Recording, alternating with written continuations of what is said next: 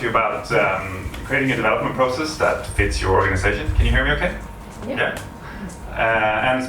But more specifically, how we did it at Loop54. But before I do that, I want to introduce myself. My name is Bjorn Sundman. I'm a VP engineering at Loop54. I have a background as a computer scientist and backend developer. But in the last 12 years, I've worked in various technical management roles, such as product manager, CTO, tech director, and VP engineering. And I'm also, relevant for this talk is I'm also a certified a Scrum product owner and Scrum master. What I want to achieve with this is to sort of give you some ideas on how you could be maybe tweaking or improving the way that you work with your team, and maybe. Well, I wanted to ask you that, by the way. How many of you use Scrum or Kanban in the way that you work with your teams today? How many don't? Okay, well that's pretty telling. So we don't actually, but we started with Scrum, and that's kind of what I'm going to tell you about. First, I want to introduce the problems that we experienced using Scrum, what we did instead, and be pretty hands-on and maybe give you some ideas on stuff that you could maybe ask yourself afterwards if that applies to you. But to begin, I want to establish a starting point, and I want to introduce you to what kind of organization are we, what kind of product are we building, what does the team look like, and then move on specifically to talk about the problems we had. So, Loop54, how many of you have heard of Loop54? A few then. Cool. So we are a search engine for e-commerce. That's the only thing we do. It's pretty complex. It's built on in-house AI technology, and it's founded by PhDs in mathematics who developed their own neural networks, and so on the scale of technical complexity, we're pretty high up there, or at least we like to think so.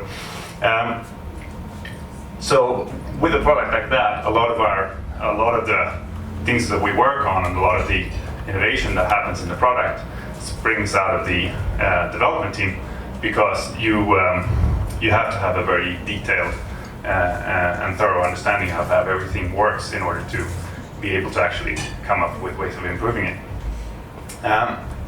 And we're a small team, 6 people. We manage everything from our hosting, our operations, our infrastructure, developing the AI algorithms, front-end, back-end development, data processing. So it's a pretty wide spread of responsibilities.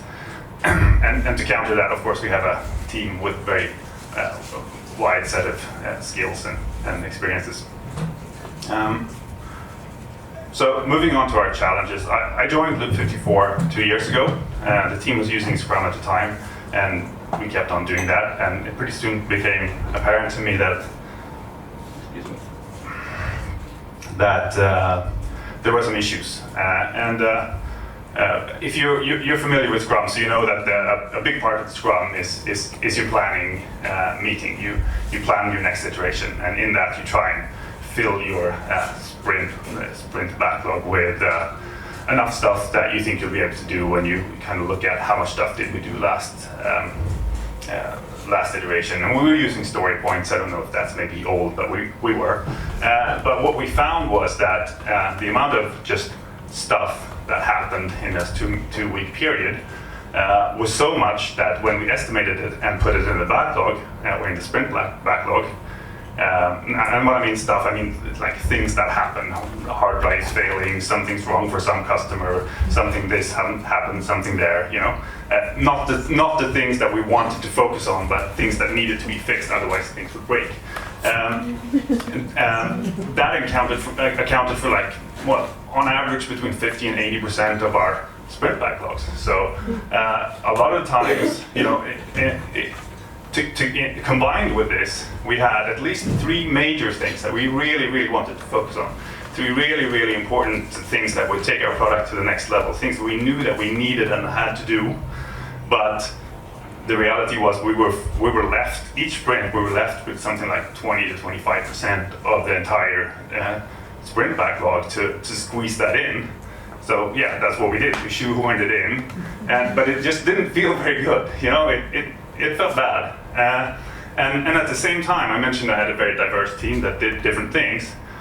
A lot of times in these meetings, we ended up having really lengthy discussions that wasn't concerning everyone. So we had really long discussions about infrastructure, but it's quite a back-end heavy product. So our back-end developers, you know, really got into it and talked about details.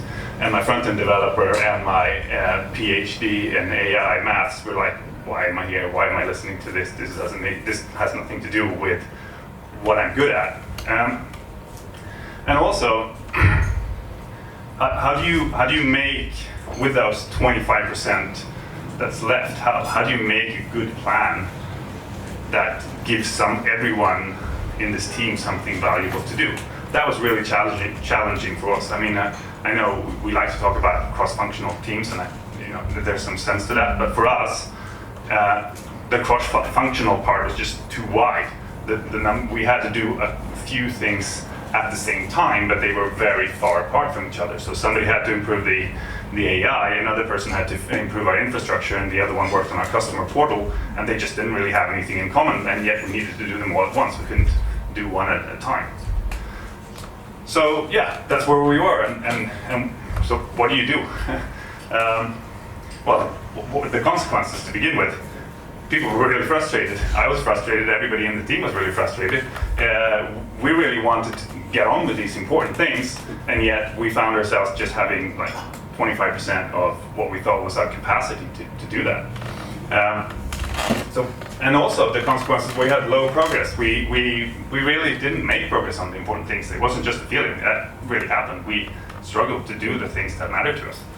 And when the product manager came and asked me, you know, when's this important thing that we want to do getting done, I didn't really have a good answer for him. So what am I going to say? And he was part of the meetings too, so he didn't really ask me. He knew.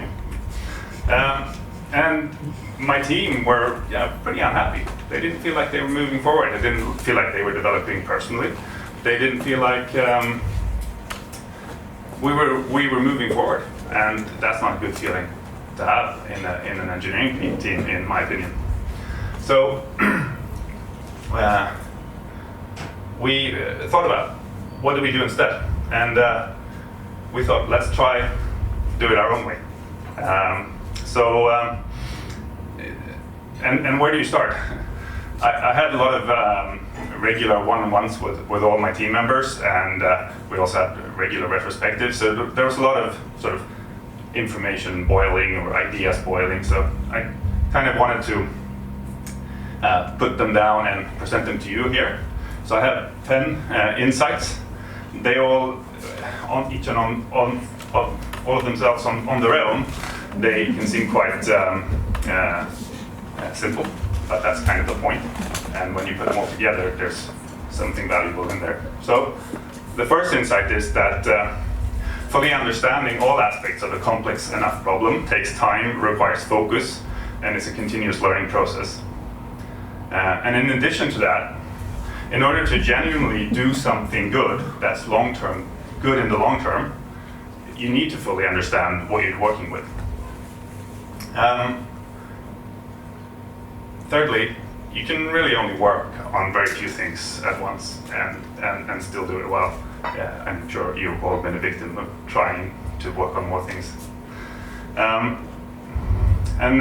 Fourth, goals are not always obvious to everyone, and I think it's very, very easy to forget this. Once you've internalized the goal yourself, you tend to assume that everyone else has the same goal as you do.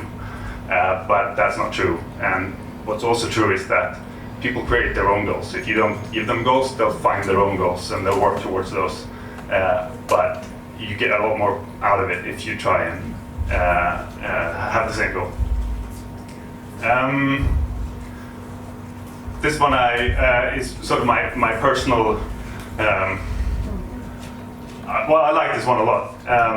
Developers like to design and build good solutions. I think that there's a lot of power in here. I really wanted to design a process that unleashed the force of developers. You should be cheering in the back, developers. And also working together results in better solutions. Not only that, it increases sharing, knowledge sharing within a company. It makes you more redundant when people are on vacation or sick or whatever.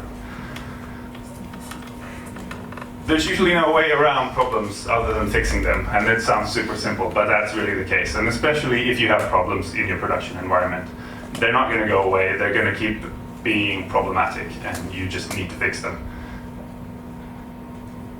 Estimates are unreliable, and that's just the truth, whether you like it or not. And I think combined with this one, if it's important, you should do it, means that if you think something's important, don't worry so much about estimating it, just worry about getting it done in the right way. And of course, this shouldn't be interpreted to mean that everything you could ever think about that could potentially be important should be done. It just means that you should do the most important things, or preferably the most important thing first, and then after that, the second most important thing. And this is my last insight. Time plans are a good tool for creating the right discussion. So we don't believe so much in deadlines. We don't work with deadlines. When we release something is not nearly as important as the quality of it. So we focus more on quality. But having a time plan for what you're trying to do raises a lot of the right discussions. And it can help you talk about things like scope, or if something is more or less unclear, or if you need more resources on a problem. Yeah, so taking all of these things together, we created something that we call trails. And this is how we describe it internally. So trails are a focused development effort with a specific goal. They're a way for a smaller group of developers to work in a dedicated way towards achieving a result with high degrees of freedom and responsibility. And more specifically, all trails have a clear goal, 2 to 3 developers. No developers on more than 2 trails. They have a very lightweight steering document with a time plan, a list of what to deliver, a definition of the goal, and the limitations. But importantly, they're owned by the developers. So basically, we give the developers in the trail a goal. They come up with a solution, they come up with a time plan. And then, of course, we talk about it. So the product owner and the engineering manager, being me, we discuss this, and we discuss this regularly, and we follow up and see where's the progress, where are the pain points, do we need to adjust scope, do we need to adjust the time plan. So as you can see, the trails are sort of our solution to how do we get on with the things that matter to us. And then, of course, the other stuff that I mentioned earlier didn't just go away because we invented something they called trails. So we still need to address that somehow. And we just said, that's not a trail. That's just stuff that needs to happen. And basically, we just did it. We just, whenever there's something that's important that needs doing, we don't spend so much time talking about it. We don't spend an awful lot of time in meetings discussing whether it needs to be done or not. We just did it. There's a fast lane for the product owner. So sometimes he cares about things that we're not aware of. And he tells us this needs to get done pretty quick, so we do that. But we also gave the power to the developers to make judgment calls. So on anything that's a smaller issue to fix, they could just do that without really asking us. Also, whenever we had any kind of incident or something that impacted us in production, we fixed that right away. To sort of put this all together, we meet weekly in the team, we review our roadmap, we look at what are the different trails going on right now, what are the trails that are coming up in the future, just to give people an understanding of what's going on, to give people that aren't on a specific trail knowledge about what's happening in the other trails, and it's also a good time to reiterate the goals of each trail. In addition, we allocate 20% of time to fixing technical debt or innovation, if you or working on your own ideas, if you like. So every 5th week, developers are basically free to fix the things that bugs them or worries that they care about. And we visualize all of this in a Kanban board, so that the current state of what people are working on is always visible to everyone in the team, or everyone in the organization for that matter. Yeah, so just to draw it up simply, what it looks like, it coincidentally looks a lot like a roadmap planning document, and it also makes it super easy to do any kind of longer term plans. But you can see here that developer A, for example, is busy on trail 1 and 3, and then as soon as trail 1 ends, they can start trail 2. So they can, developer A, trail 2 can actually start earlier because of developer A, as you can see here. And then in the bottom, you have this continuous non-trail stuff work that just kind of happens as it needs to. I mean, it's not difficult to get developers to work on the trails. That's what they want to do. The other stuff they do because they have to. So there's no risk that it's going to overrun. This is data from 2018. We've done this for a year and a half now. The graph shows you the amount of hours spent on stuff that was finished. And the color represents the trail, or in the case of blue, it's actually no trail, so that's the other stuff. It's a stacked graph, so the accumulated is the entire amount of thing that was down. But you can see that blue is still what we do most of, is 40% for that year. 40% is a whole lot less than how we experienced our sprint plans to be. It's quite spiky. That's partially because things only get accounted for when they're done, but also the blue is spiky by nature, so sometimes we have more problems to work on, sometimes we have less problems to work on. Yeah, and the result, it's really hard to know what things would have looked like if we hadn't done this. I can't A/B test this as much as I'd like to. But the truth is I have a very, very happy team. They were quite outspoken about not being happy before, so I'm pretty confident that they would tell me if they weren't. We have a really strong feeling of making progress, and it's not just a feeling, we're actually making a lot of progress. We've delivered 5 important trails in a year. I choose the word timely because we're not working with time frame or deadlines, so we can't be on time, but we are making, we're releasing good stuff at a good pace for the team size that we are, and importantly with high quality. We have a drastic reduction in the amount of firefighting we do. So I didn't show you 2019's data, but our constant sort of struggle towards just fixing bad things as we encounter them has created a situation where we get a lot more focus on the important things.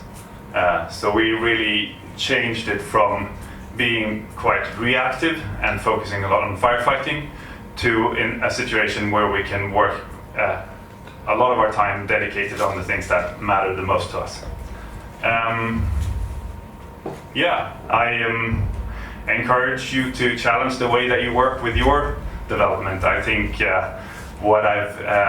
this is the best team I've ever worked with. I like to think that it's part of it is because of the way we work. There's a lot of developer creativity. People are very engaged. They care a lot about what they do, and we produce great results. And that's how I think engineering should be done. Thanks. Any questions?